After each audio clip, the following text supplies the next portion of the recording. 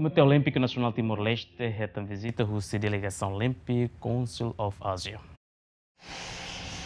Olympic Council of Asia nebe visita Timor-Leste a sexta semana composto de São Kuwait, Singapura, no Sinam. Visita Olympic Council of Asia simu diretamente o presidente do Comitê Olímpico Nacional Timor-Leste, Francisco Calbarelai, honia funcionário Siram. Presidente do Comitê Olímpico Nacional Timor-Leste, Francisco Calbarelai Hateten, visita colia com o desenvolvimento do esporte união. Sim, nessa colega dia, nós temos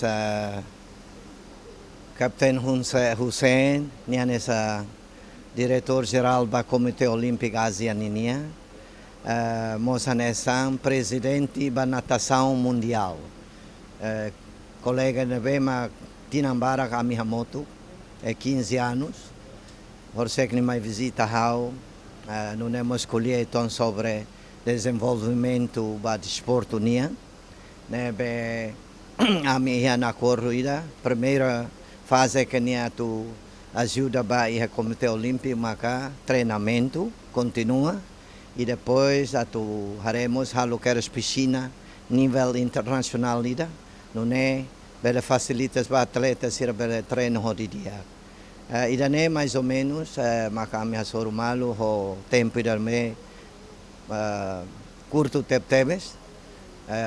Menos que dia, nihene, ho eman lubukida, magmay honia, at may fode suporta va iha Comitê Olímpico Nacional para Timor-Leste nia. Nunemos a discutir sobre a preparação para iha SEA Games iha Cambodia.